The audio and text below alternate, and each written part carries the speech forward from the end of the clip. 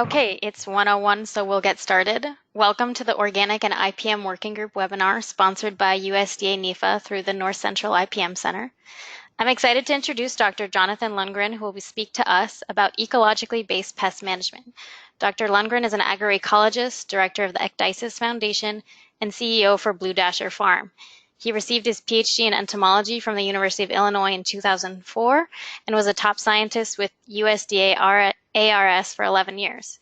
I would encourage you all to check out the Ecdysis Foundation website, www.ecdysis.bio, and support the work his team is doing. There will be time for questions at the end. Please use the chat box to ask questions. If you would like to receive continuing education unit credits for attending this talk, please email me, neisner@ipminstitute.org with your full name and identification number. Thank you everyone for joining today, and without further ado, I will turn it over to you, Dr. Lundgren. Thank you so much. Well, thanks everybody for tuning in. I hope you guys can hear me all right.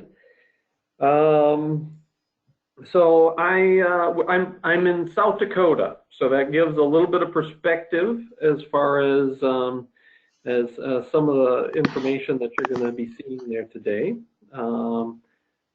I run an independent research foundation called Ecdysis Foundation, and the niche that we are trying to fill is to try to fundamentally transform food production systems along regenerative lines. So if people need corn or want to plant corn, soybeans, cows, they kind of know where to go. But if you're trying to integrate, mixed herds of livestock or farm and perennial systems or getting intercropping going, that's our niche. We're really trying to keep those innovative farmers pushing things forward and removing hurdles. So that's going to be kind of the context of what we're talking about today. This is not traditional integrated pest management, okay? Integrated pest management, arguably, I think a compelling argument could be made that integrated pest management had its chance and it failed. And so what we're talking about is redesigning systems fundamentally where there aren't pests to begin with, which is a bold statement, I know, but is evidenced by hopefully what I will be showing you here today. Let's see, I will advance the slide. There we go. There she is. It's a beautiful planet, the United States, right dead center in the middle of it. Look at that. It is a beautiful place, but we're facing many challenges right now, aren't we? We hear about these challenges every day in the news. Climates are changing, and extremes in weather are the new normal. Human health problems. We're experiencing human health issues on a scale that we've never experienced before. Weird stuff. Autism, food intolerances, cancer rates. A lot of these things are starting to rear their heads and become more prevalent. Pollution is rampant. Civil unrest is hitting us in many different regions around the country, or around the planet, and then there's declines in biodiversity, mass extinction events. What we don't know, though, is that many of these issues, or what's not often said out loud, is that many of these issues that we're facing right now are intimately tied to our food production system, okay? And I'll talk a little bit more about that, okay? So don't let that polarizing statement offset you too badly. Biodiversity. This is a huge crisis right now. This is not just a bee problem that the planet is facing. This is a biodiversity problem. Bees are just the poster child. Are being to farm fence post to fence post to extract minimal returns. Where'd the prairie go, right? We've converted it into cropland. Entire insect communities, and there's even some more really strong recent examples of how insect communities are declining right now. Germany, in Germany, they did a recent study, that's that Holman study, where they showed that something like 67% of insect abundance has declined, we've lost 67% of insect species or specimens over the last 27 years or something like this. So this is a substantial decline. Butterflies, we're losing butterfly species, we're losing bird species, we're losing bats, we're losing terrestrial mammals, we're losing pollinators. What is the problem? What's driving these planetary scale problems? What's driving, in part, these declines in biodiversity? Well, there it is, right there on your screen. And what I'm not saying is that soybeans are doing this, okay? What I am saying is that the way that we are producing our food is broken, and it is causing long-term, large-scale problems to our planet. Agriculture has become far too simplified. So it's not that we're producing food, it's how we're producing it. And moreover, because we can now tie many of these issues in with our food production system, and we are responsible for this food production system and how we manage it, we actually have an opportunity for solving some major issues to our food production system using agroecosystems. So to me, I look at this actually as an opportunity rather than oh gosh, well, let's pick on farmers. I'm a farmer myself. I'm not picking on farmers, okay? What do I mean when I say it's too simplified?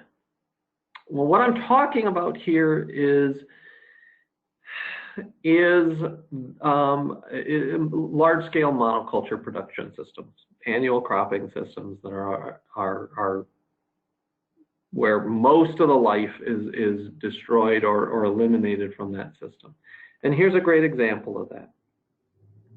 Corn currently occupies 5% of the land area of the US. That's not cropland, that's the entire land mass of the continental US. 4.5% for soybeans, wheat, 2.5%, alfalfa, 3%. Where once there was hundreds of species of plants, now there's 4. All of this land the productivity is maintained is only possible because of inputs through agrochemicals, chemical fertilizers. Many of these crops are genetically modified. Most of these crops are treated with, most of this land is treated with things like glyphosate and fungicides and insecticides, neonicotinoids. That's a simplified system. Somewhere down the road, we lost our way. Yellow is corn, green is soybeans. Somewhere down the road, we were the institutions that were meant to challenge and innovate led to complacency and a loss of a sense of mission. This happened on the land grants watch. This happened on USDA's watch, the EPA's watch. I helped contribute to this problem, okay? And when we can look at what's happened to Iowa or Illinois or southwestern Minnesota, and we can say, you know, what we've done here is morally and ethically wrong, and we're going to devote what resources we have left to fixing this problem. That's when farmers are going to start coming back out on top again. Okay, that's when the land grant mission of the universities will be realized again. That requires a transformative change. Okay. So the only way that you can provide or maintain productivity in a simplified agricultural system is with agrochemicals. Okay. That means pesticides, that means chemical fertilizers. And so by their very definition, these products become an addiction. The more you use, the more you need to use. And it becomes this treadmill that it's very, very difficult to extract yourself from. The question that I think needs to be asked is, who wins in an addiction scenario?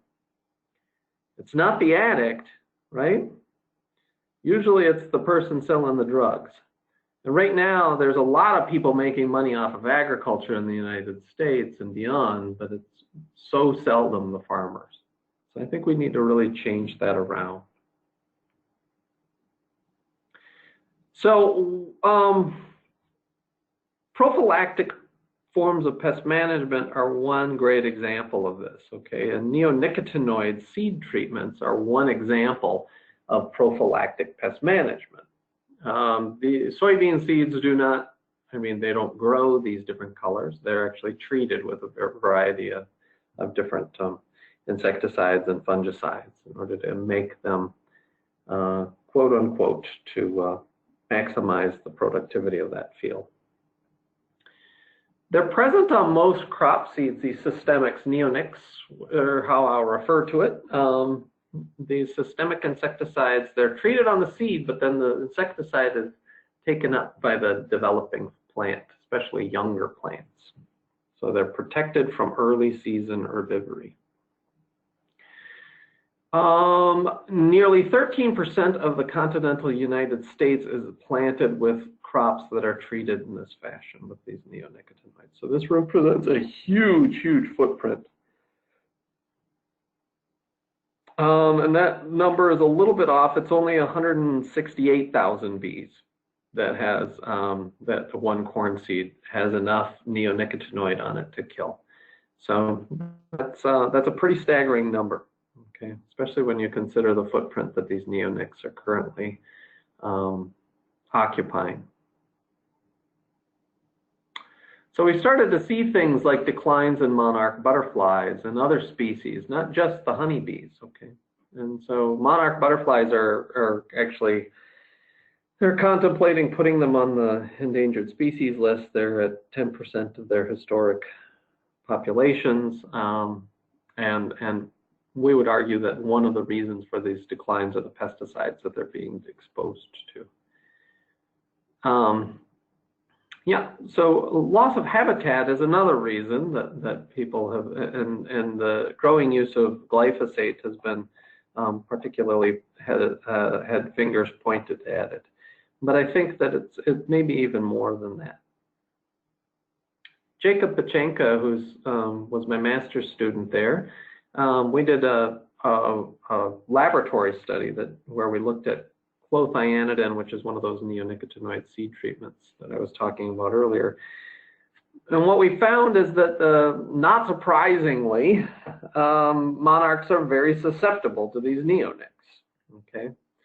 So we found that, if we just expose these little caterpillars of the monarchs to the pesticide for 36 hours, that 15 parts per billion was enough to have to kill 50% of the caterpillar population, and we were actually seeing reduced size at 1 part per billion. That was treated on the foliage of milkweed, which is the monarch's host plant. Well, risk is more complicated than that, isn't it? It's more than just, does it kill it? It depends on how much it's exposed to in the environment.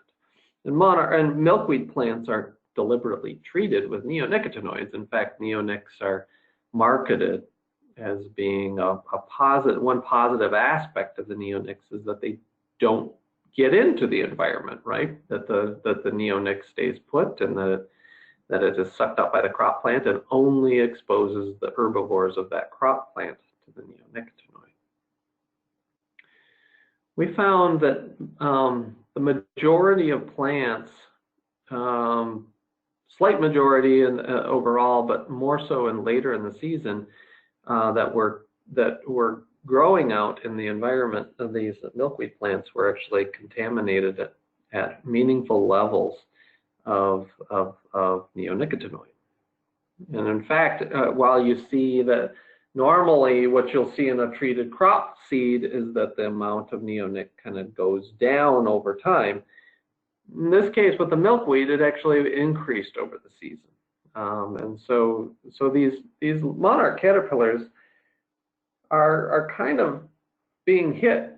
There's a 1-2 punch going on. Number one, their habitat is being reduced by the use of Roundup and other herbicides like that. But then also the plants that are remaining, more than half of them are contaminated with neonicotinoids. And so we see that there's these multiple factors that end up synergizing or adding to one another in ways that can really bring the house down, so to speak, when it comes to off-target species. So these neonicotinoids aren't staying put, all right? These are some of my girls. These are my honeybee hives that we have going there. And the honeybees have been a real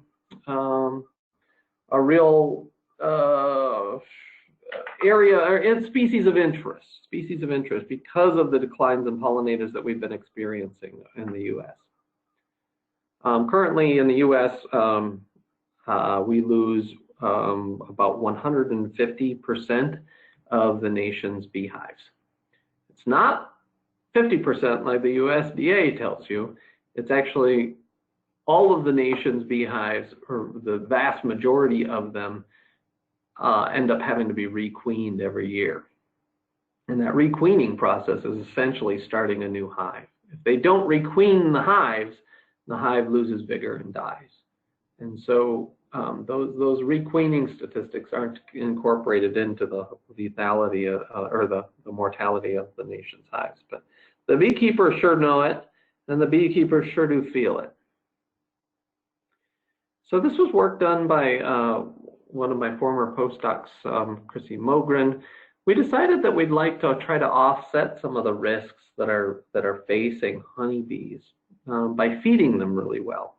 So if we can increase or reduce their nutritional stress, maybe they can weather other stressors like neonicotinoid exposure. And so we planted these conservation strips that had never been treated before. And we planted these flowering strips next to treated cornfields, and then as a control, we planted them next to organic cornfields that had never seen a neonicotinoid. Many times people ask me, what's the perfect blend? What I want to plant a conservation strip. I want to help the bees. What is it that I want out there? And the simplest answer is you want diversity. You want plant diversity. You want different flower structures. You want different flower colors. You want different shapes and sizes and heights of different flowers. And then you want them to flower all throughout the year, at least one species out there, okay? And so this was our blend that we used, and we've got some that are early flowering, and there are some that are later flowering. But is this the perfect blend? No, I don't know that such a thing exists. But did it work? Yeah, the pollinators loved it. So from that perspective, I think that this was meaningful. And then we went out and we collected honeybees and nectar and pollen and honey from each of these different sites, and then we analyzed it for clothianidin, which is one of those neonicotinoids that's on the corn seed and a lot of the soybean seeds. So this is what we found. This is leaf tissue. Okay, can you guys see my cursor when I'm pointing at things? Can anybody see that? Yes, we can. Oh, good. Okay. So here we see clothianidin over here. This is parts per billion. These are the different species of plants that were in our conservation mix. Okay. So what does this mean? Number one, all of the species that were untreated still had measurable levels of clothianidin in their leaves. Is it enough to hurt anything? Is the next question. Well, for honeybees, the LC50, or the lethal concentration to kill about half of the bees, a honeybee hive would be around 4 parts per billion. But you start seeing things like learning disabilities, and you start to see things like reduced reproductive potential and things like that, at as low as 1 part per billion. So these are actually pretty meaningful levels. It's just a very toxic compound. For those of you who have ever tried to take a fine glass tube called a capillary and then stick it into a flower and capillary up some nectar out of these flowers, in the South Dakota wind, it's a royal pain in the butt. Very difficult to do. And so what we ended up doing is we allowed the bees to do it for us. So we would collect bees that were foraging on particular flowers, and then we'd slice them up, and then we'd rip out their honey stomachs, and we would test the nectar that they just drank from those flowers. And usually bees, when they're foraging like that, have a pretty high fidelity to their floral species. So what did we find? We found that the 3 flower species that we had meaningful sample sizes for actually did have clothianidin in them. At pretty low levels, but still it was all there, and it's not supposed to be, right? So this is the results for honey that were collected, as well as pollen from those hives. And I think what was the most striking result of this study is that in nearly all of these metrics, organic farms and conventional farms had the same amount of neonicotinoids in their conservation strips. The same amount. These compounds are not staying put. They're getting into the water. They're getting into the soil. They're getting into plants that have never been treated before. So, what do we do? Right? What do we do? We're losing species. The climates are shifting. We're doing all of these things. We're seeing all of these impacts on society. You know, I think that the solution, and really the only solution, is to change how we're producing food. And that sounds very simple, right? And I recognize that it's not. It's actually very, very difficult. But we're working really hard on it. And I don't see another viable solution. Biodiversity is really important. And so one of the things that we're starting to look at is just trying to chart bioinventories, looking at who's out there in different agroecosystems. So we've done these bioinventories, and these are some of the only bioinventories that I know of that are pretty comprehensive from agroecosystems. And corn, we've got in South Dakota, corn, all of these were collected in South Dakota. We've got 480 species in corn, 100 species in wheat, and this is just predatory insect species. Cattle dung. In eastern South Dakota, there was 172 species of insects that we collected from cattle dung, from cow poop. Oddly enough, there's actually fewer species in soybeans than there are in cattle dung. It should alarm us a little bit, shouldn't it? Why is that important? Why do we care about diversity? A community is like a puzzle, and every species plays a part in that puzzle. And when you have redundant pieces for a particular slot on your puzzle, then you can, when things change, you have that puzzle, you can still form a unit, right? And that's why biodiversity and having species out there is so important, because as we make management decisions, we're going to be changing that community. And when we make changes to it, we need it to still function the way it's supposed to. And the only way that that happens is with by filling all of those niches. Redundancy in communities is essential. So these are, this is our 3 scientists here at Ecdysis Foundation. There's me on the Great Wall of China, of all places. Mike Bredesen, who's just opened a new facility over in Minnesota, and Ryan Schmid, Dr. Schmid, who's who is helping us run the South Dakota facility here. This was work that was done by Ryan a few years back, where we did bioinventories of maize or corn fields, and then looked at pastures and prairies here in Brookings County, South Dakota. Just trying to get at, how much diversity used to be in these habitats that agroecosystems have replaced. And it was clear that, these tilled cornfields actually had about a quarter of the species that were found in prairie systems. Okay, so this is quite a few less species.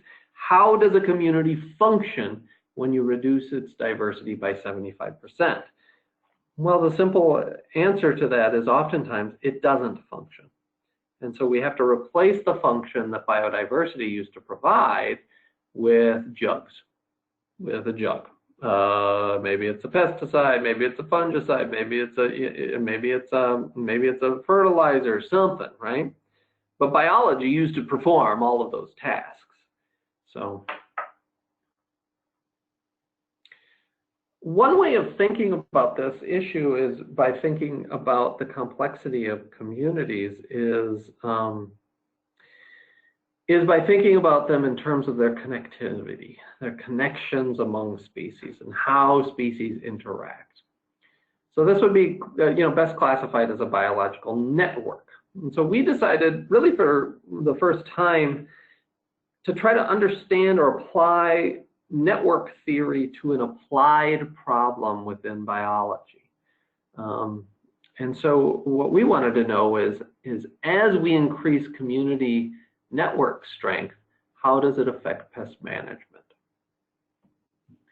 So much of what we understand about biological networks is from especially food webs, food chains. We all learn about these in school.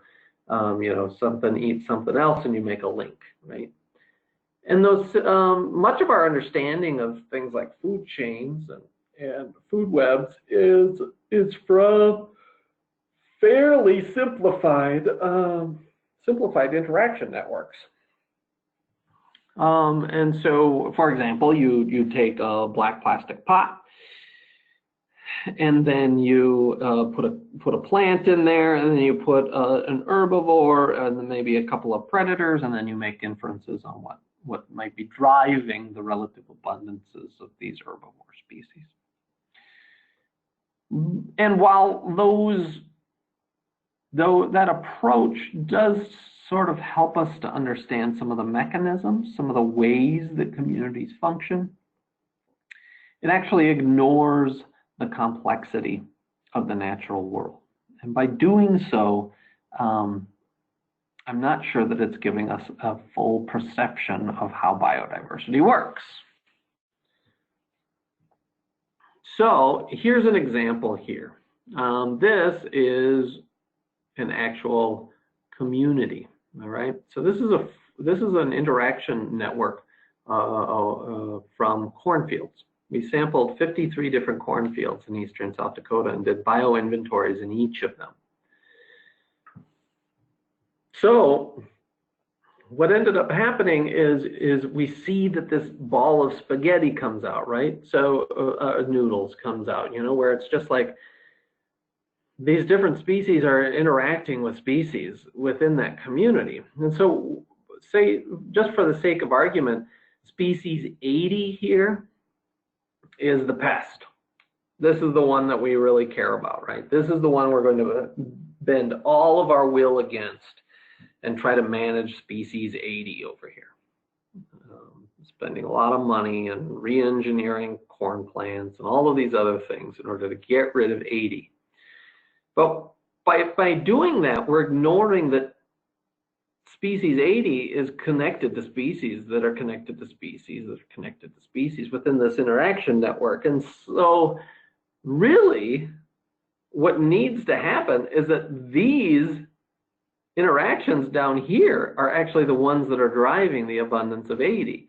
And so really our management needs to be focused on these 106 other species within our community rather than just focusing on the one. Okay. I'm going to explain how to do that later, but I want to document this a little bit more for you guys, just so that you see that pattern. Here we see species diversity. Here we see the relative densities of pests. Each dot is a cornfield, okay? So what is this graph up here saying? This graph up here is saying that cornfields that have high species diversity but very few pests cornfields that have high diversity have very few pests. When you eliminate the diversity, the number of species of insects from those cornfields, those are the ones that have pest populations. All right? How do you increase species diversity in a cornfield? Plant cover crops, diversify your rotation, manage your field margins, use cover crops, things like this. Plants, more often than not, increasing plant diversity is what does it. How do you reduce diversity in a cornfield? Buy a jug. That's all it takes. It doesn't matter what it says on the side of the jug. All of it reduces diversity in your system, okay? We also see the same pattern with community evenness. This is the relative abundances of different different insects within cornfields. So we see that a very even community has very similar abundances regardless of what species. So every species is at a certain level of abundance. An uneven community has a few species that have very high abundance and some species that have very low abundance. Okay. So what we find is that similar to the species diversity pattern, those communities that have a very even approach or an even community have very few pests, and when you disrupt that community, you find that the pests start to pervade. So do you remember that earlier hairball that we looked at?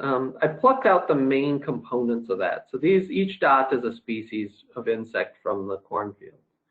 And what this graph is meant to illustrate is a cornfield that has very low pest abundance. They don't have many pests. Look at all the interactions among the species in this cornfield. Lots of things going on out here. Okay. This is a community that has high pest abundance. All right. So this is a cornfield that has a lot of pests. Look at it. It's broken. Where's all the interactions? Right? There's even up here, there's even a pentagram. That's a sign of the devil, right?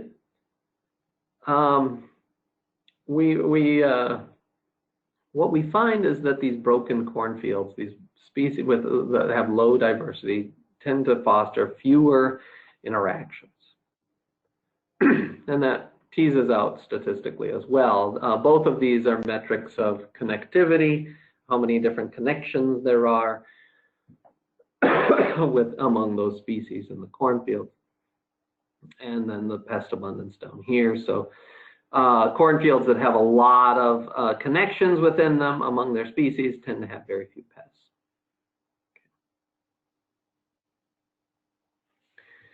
That's all well and good. How do we use this information, John? Right? This is all very academic. You have beautiful line graphs and lots of statistics in there, but at the end of the day, how do we use it?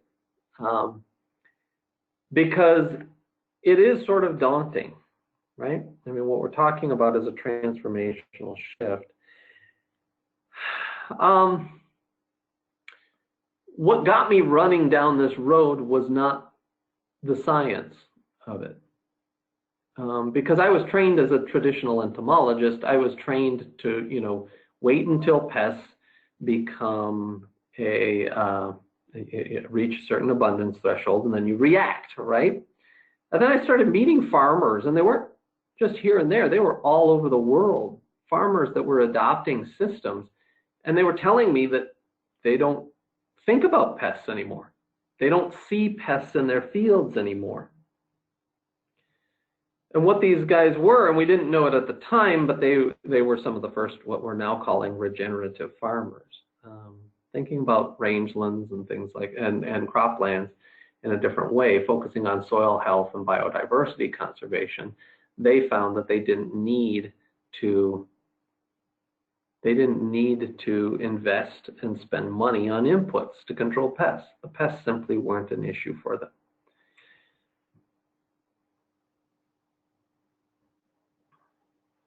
There are four general, so what these farmers are doing, they're living all over the planet, they're farming in different systems, they've got all kinds of different things that make each of their systems fairly unique. But what they are all doing that links them into what we're calling regenerative agriculture is they are following several key principles, okay? So regenerative ag is not linked by practices, it is fused together by principles. What are these principles? Number one, you need to stop tilling your soil. Tillage is probably more damaging to your biology and your system than pesticide use is. And so we need to start thinking about how to dramatically reduce or entirely eliminate tillage from our food production system. Number two is that we never leave bare soil. Bare soil usually is either devoid of life or has a very little life compared to one that has living roots in it. Some plant diversity is better than none, and more plant diversity is better than less. We've got to be diversifying our agroecosystems, and that starts with plants. We've got to get more plant species out there. And then finally, we need to be raising livestock and cropland in the same place at the same time, or at least in the same place at different times. Certainly they co-evolved together, and we need to try to understand how to make systems where those livestock become a critical component of our croplands again. So we decided to try to study these regenerative corn production systems. We tried to start putting everything that we had learned over the last 10 years of studying biological communities in corn. We wanted to take a different tack and actually look at the farmers who were employing these theories that we were talking about into regenerative systems. And to do this, Claire LeCan, who's a former master's student of mine, now works for the University of Minnesota. We went out into the 4 states, North Dakota, South Dakota, Minnesota, and Nebraska. And we decided to do a comparison between some of the best management decisions, which were led by certain farmers who were particularly well known within the regenerative agriculture community. And then we looked at their conventional neighbors. So this was, not implemented on a research farm. Okay, this is not, this is actually, these are systems that were developed by farmers and tested through blood, sweat, and tears by farmers themselves. So there's a real relevancy of this study. It's a regional focus, and then we're looking at the entire system, not just component research. And as a result, I mean, this study in one day, we published it on PeerJ last year. You guys should, yeah, it'd be great if you take a look at it, because Claire put a lot of work into this thing. In one day, this study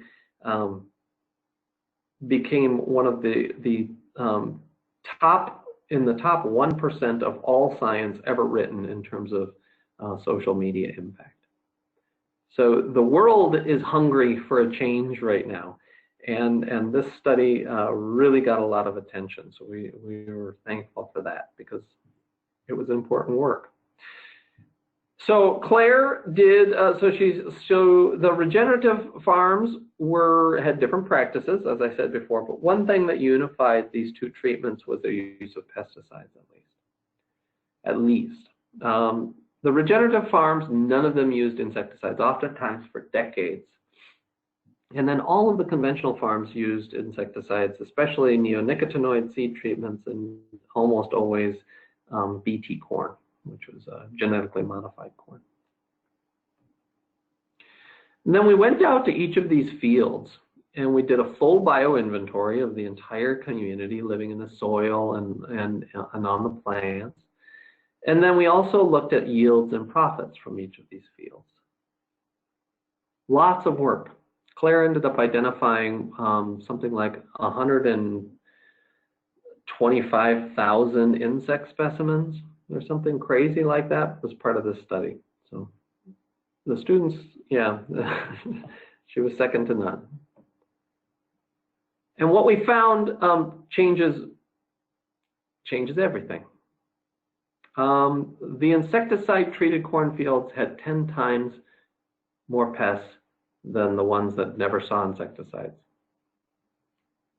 That's not supposed to happen, right? That's not supposed to happen. The regenerative farmers did not simply abandon pesticide use. What they did is they replaced pesticide use with biodiversity. That's critical, okay? These were best management practices after all.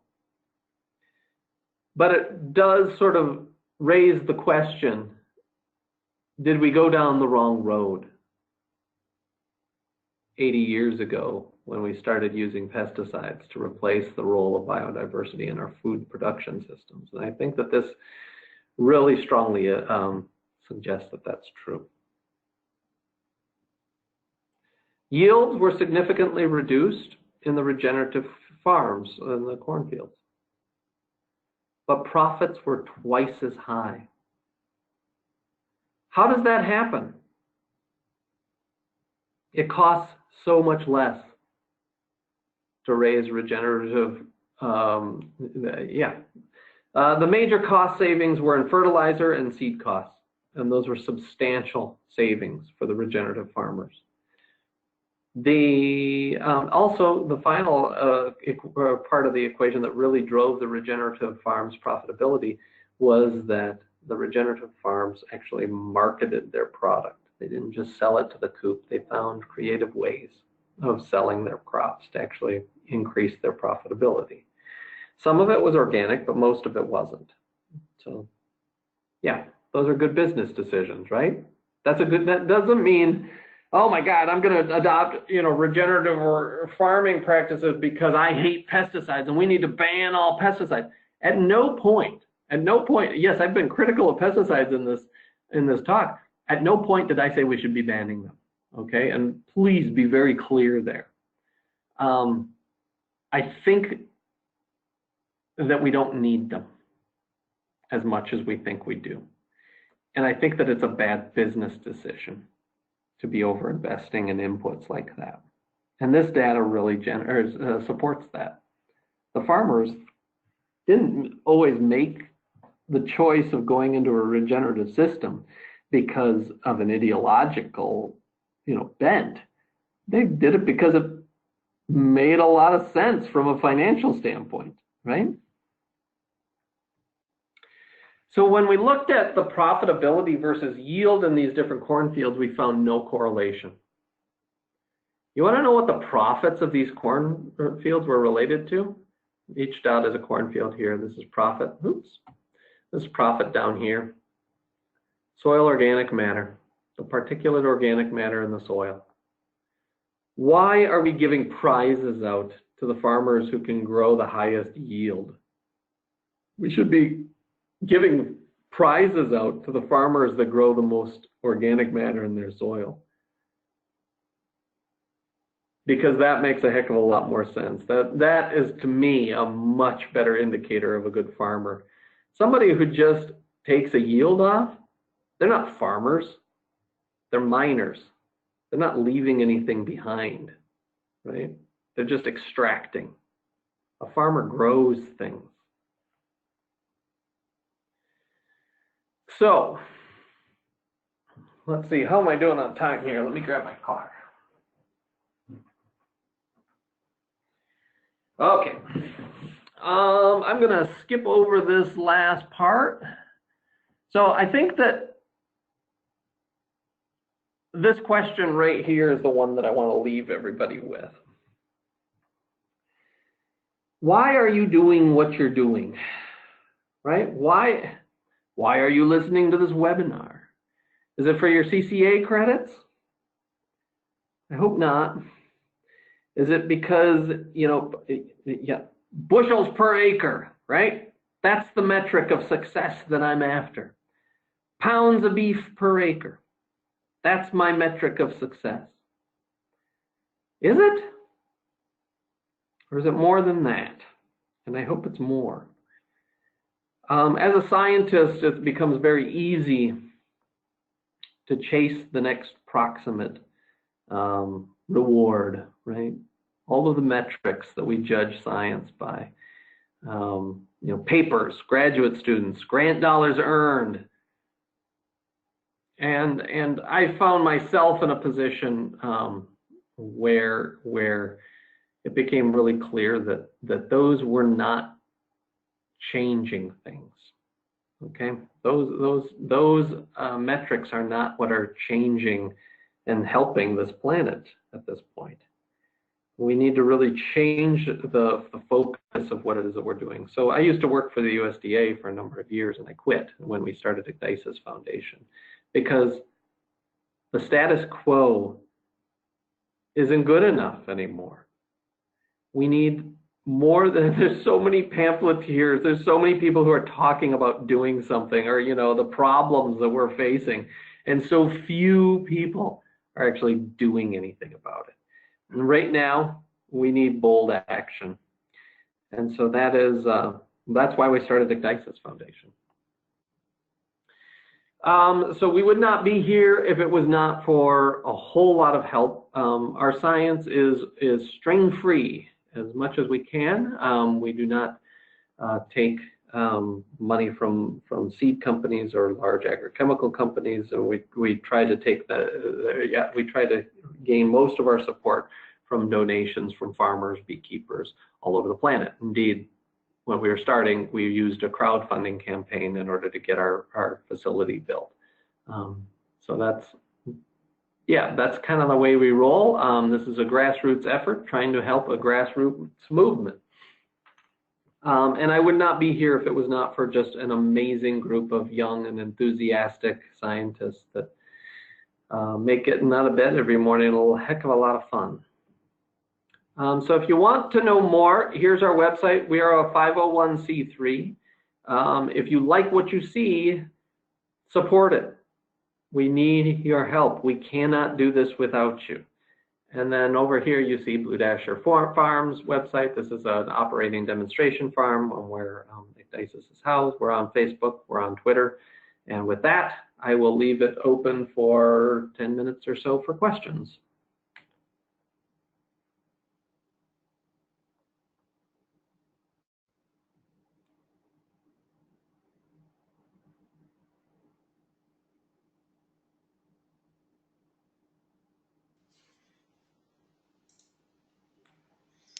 So I think that you would want to type your questions into the chat.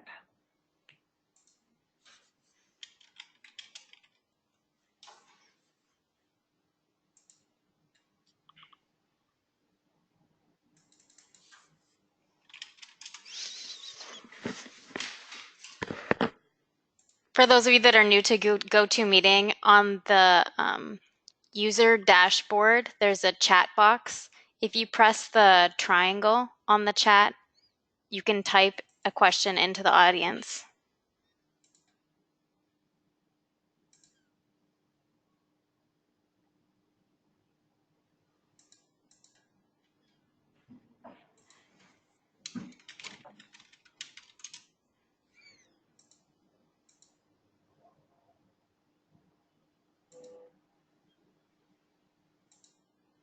And if you want to select in the to button, send chat to all entire audience.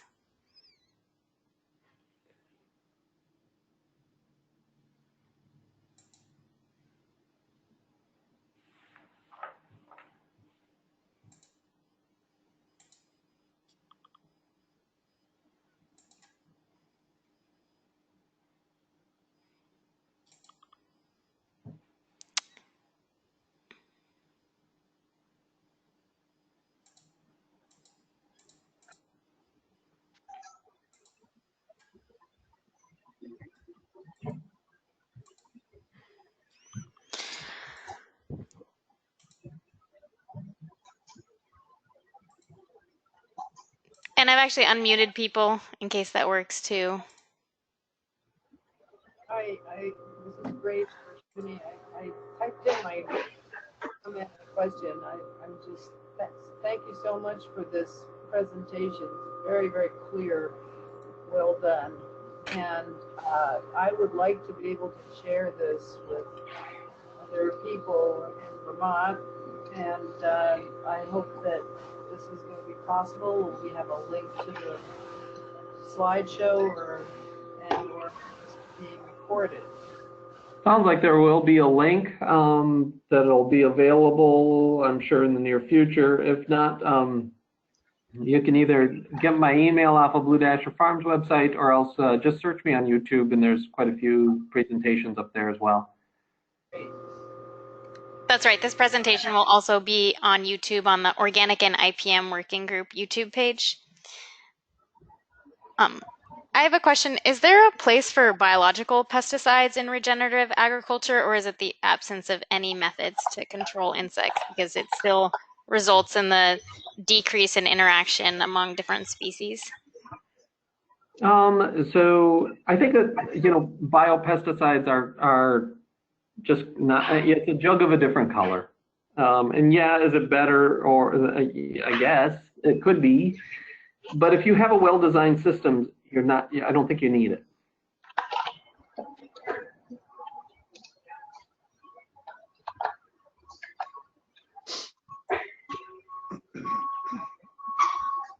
I typed the question in the box, but I guess I'll just ask it. I was curious in the pollinator strip study with the organic versus conventional corn being adjacent. What's the hypothesis for seeing the same level of neonic exposure between the two? Would it be that it's moving through the soil water, or just dust movement during planting? Yeah, it's a great question. I think that, yes, dust is a way that the neonics during planting, the planters put off a lot of dust that is contaminated, and that dust can go off into the environment and land on other plants that then take up those pesticides. I don't think that is the main mechanism that neonics are leaving the plants. I think that they're highly water soluble, and so I think that they're getting into the surface waters, and that's been demonstrated throughout much of the crop growing regions of the country. I think that they're also getting into the soil somehow too, and maybe they're even moving throughout that soil profile in order to be taken up by these conservation strips. In the end, I don't think we really know, but certainly those would be two pretty viable options.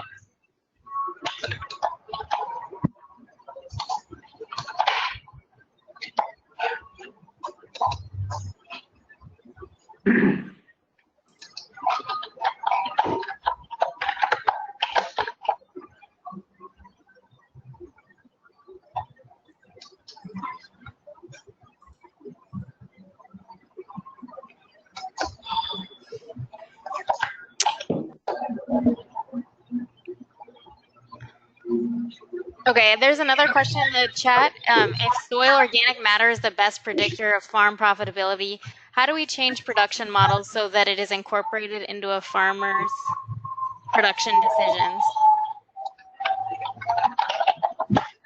How do we do what? How do we change production models so that it is incorporated into a farmer's production decisions? I think so that's a huge question. Science has a role to play, but I don't think that data is going to be sufficient here. I think that we also need to be using and relying heavily on social and economic sciences in order to make that, or to change behavior. Examples, I think, pointing to successful farms as case studies seems to be very effective. Developing a culture or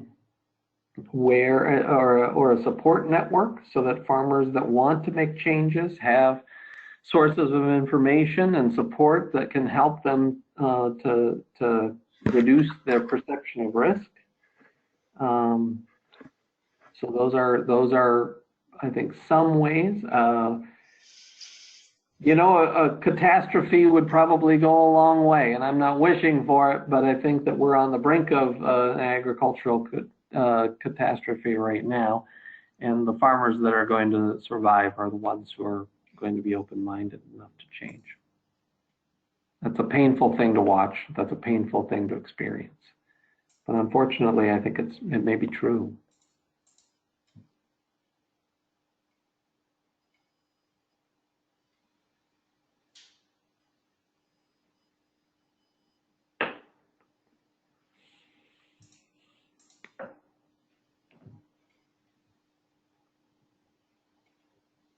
Okay, I think we have time for one more question. If folks want to try, just asking it out loud is fine since the question box is not working very well.